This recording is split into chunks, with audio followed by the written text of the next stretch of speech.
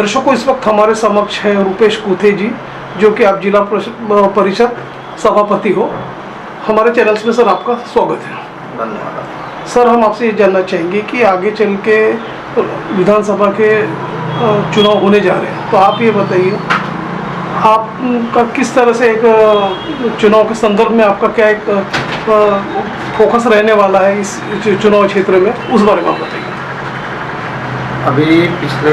2022 के अंदर में जिला परिषद के चुनाव हुए। चुनाव के अंदर में एक निर्दलीय उम्मीदवार करके मैं चुनाव लड़ा, जिसमें जनता ने सबने बहुत अच्छा कॉपरेशन दिया, आशीर्वाद दिया और भरपूर मतों से, विजय मतों से जीत करके भी आया निर्दलीय के रूप में। आज जिला परिषद के अंदर में सभापति और आने वाले विधानसभा को लेकर के एक आने वाले विधानसभा को कम्पीट करना और अपने युवाओं को रोजगार उत्पन्न करवाना, महिलाओं के लिए स्वरोजगार उत्पन्न करना एवं इस शहर की, इस विधानसभा की, इस तालुका की जो छोटी से लेकर के बड़ी समस्या है वहाँ तक की पूरी जानकारी रख करके उनके हित के लिए, जनता के हित के लिए काम करना।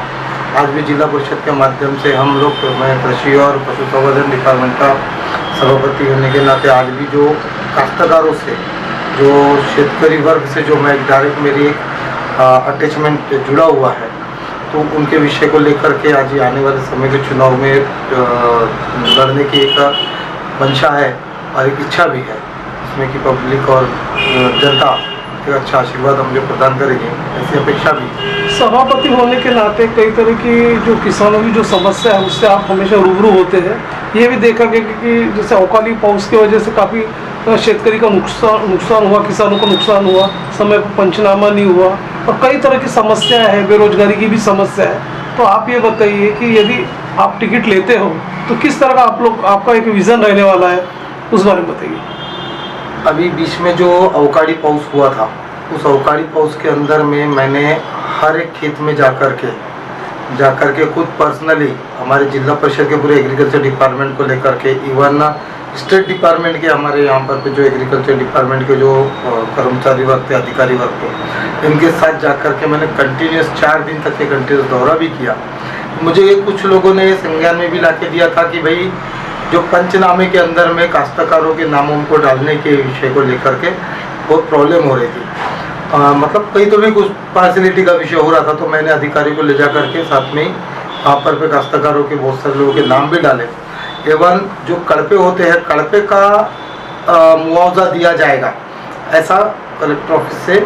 ये था। लेकिन जब वास्तविकता जानने के लिए जब फील्ड में उतरे, जो 4 दिन 5 दिन जब मैं अधिकारी वर्ग के साथ में जब मैं फील्ड में उतरा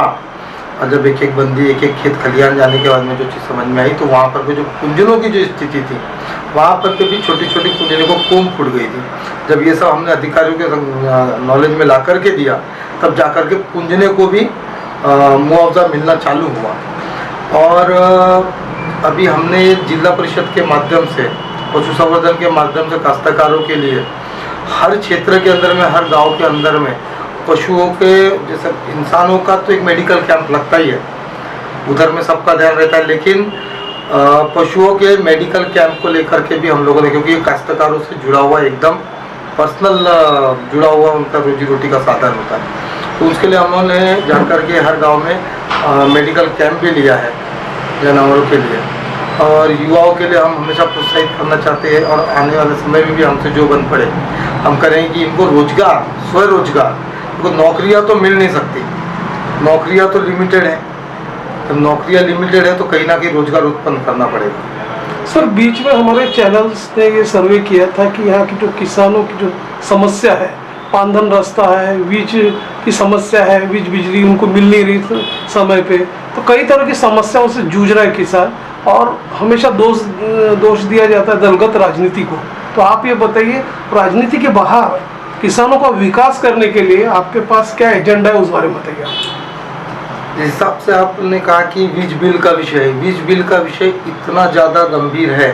कि आज काश्तकारों को मात्र 8 घंटा बीज बिल मिलता है। आज जब हम लोग रात को कभी दौरे से आते हैं, जब हम लोग घूम करके आते हैं, तो हम लोग देखते हैं कि काश्तकार को जो रात के समय में जो बीज पुरवठा की जाती है, उसमें वो काश्तकार अपना घर छोड़ करके रात को 12 बजे 2 बजे खेत में अपना पड़ा होता है सिक्योर। तो रात को हमको बीज मिलता है 8 घंटे का, और उस 8 घंटे के अंदर में हमारे को हमारे खेती खलिहान में पानी की व्यवस्था करनी है करके। ये जब सब सारी चीज़ें हम देखते हैं तो कहीं ना कहीं हमारे मन को भी लगता है कि ये जो आज दलगत राजनीति जो आज जो चल रही है कि आज सब सारी चीज़ें ठीक ठाक हो जाएगी, लेकिन यदि काश्तकार जिंदा नहीं रहेगा तो आने वाली नस्ल, आने वाली पीढ़ी भी जिंदा नहीं रहेगी।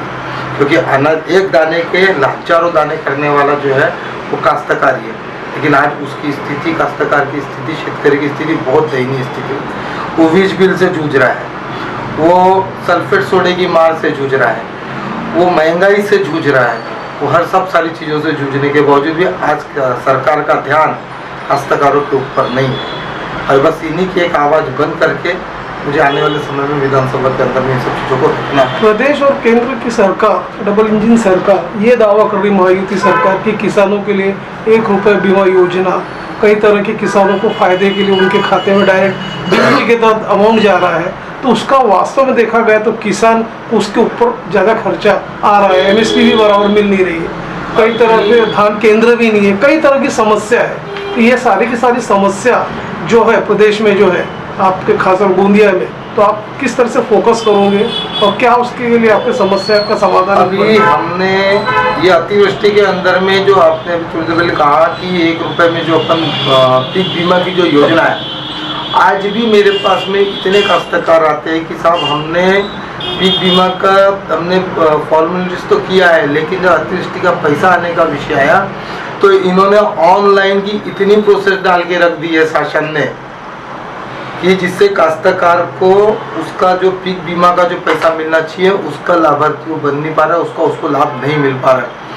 किसानों का विषय कैसा, सरकार का विषय अभी किस प्रकार का हो गया है, ये किसानों को दूर से दिखाती है, ललचाती है,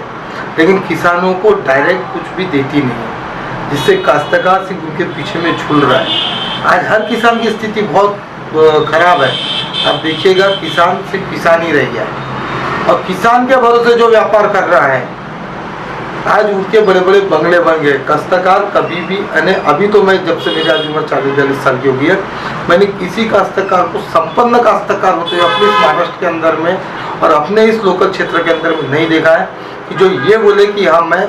मतलब हर चीज़ की सुविधा और हर चीज़ से मैं परिपक्व हूँ। ये जो शासन का, जो महाराष्ट्र शासन का या फिर चाहे केंद्र शासन की भी बात करें, तो यहाँ की जो किसानों के साथ में जो दूजाभाव हो रहा है, ये कहीं ना कहीं किसानों के हित के ऊपर में, किसानों के अधिकारों के ऊपर में का हनन हो रहा है।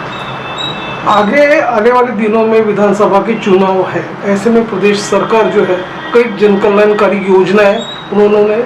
क्रियान्वित की हुई है, चाहे वो किसानों के लिए हो, चाहे महिलाओं के लिए हो। तो आप ये बताइए, आप महाविकास आघाड़ी का प्रतिनिधित्व करते हैं, तो आप ये बताइए कि इसके काट के रूप में आप अपने आप को किस तरह के मुद्दे रखोगे और क्या रणनीति रहोगे कि लोगों के बीच में आपके पैठ बने, उस बारे में बताइए। ये जो बेसिक मुद्दे हैं, किसानों के हो गए, युवाओं के हो गए, महिलाओं के हो गए, ये सब विषय को लेकर के हम पब्लिक तक के जाएंगे। और आज हमारे पिताजी ने भी महायुति से इस्तीफा दे दिया भारतीय जनता पार्टी से, और मेरा भी अभी महाविकास आघाड़ी की तरफ से आने वाली विधानसभा में उतरने की तैयारी है। तो ये सब जो विषय है ये लेकर के पिछले जो ये 10 सालों के अंदर में जो केंद्र शासन की जो योजनाएं हैं, इस प्रकार से समझिए अभी सल्फेट हो गया, सोडा हो गया, यूरिया हो गया, इनके जो इस प्रकार से रेट इन 10 सालों में बढ़े हैं, तो पब्लिक से यही पूछना चाहती है कि भाई ऐसा हुआ क्या इन 10 सालों के अंदर में जो इतनी महंगाई बढ़ गई। आज 100-200% की ऊपर महंगाई हो गई। जो कल तक के सल्फेट की जो बोरी जो 350-450 रुपये में आती थी, आज जो 1200-1300 रुपये में आ रही है। ये बहुत बस किसानों को इसी सब चीज़ों का सवाल आने वाले समय में विधानसभा चुनाव में, अभी लोकसभा चुनाव में इन्हें रिजल्ट तो दे दिया, आने वाले समय में भी किसान, काश्तकार और बेरोजगार और महिलाएं ये सवाल इनको पूछने वाले हैं। और रही बात योजनाओं की, कि जो शासन की जो इतनी योजनाएं चल रही है, एक भी योजनाओं का लाभ प्रॉपर तरीके से सबको मिल पा रहा है क्या? शासन ने योजना चालू कर दी, आज संजय गांधी निराधार के पैसे 6-6 महीने के लोगों को नहीं आए हैं। ये ऐसी योजनाओं का लाभ क्या? घरकुल की हम बात करें आज भी कई वर्षों से लोग घरकुल को लेकर के आज भी तड़प रहे हैं। तो ऐसी योजनाओं का लाभ क्या, किसी भी योजनाओं का लाभ मिलना चाहिए। दर्शकों, ये थे महाविकास आघाड़ी के युवा तड़पदार लोकप्रिय नेता रूपेश कुथे जी, जिन्होंने हमारे चैनल के साथ चर्चा की और आपने ये बताया कि आगे चल के किसानों के लिए, बेरोजगारों के लिए आपके पास एक ठोस विज़न है, उस विज़न पे आप काम करने वाले हो और आपने हमारे चैनल के साथ बातचीत किया, अपना समय दिया। सर, उसके लिए धन्यवाद। Thank you.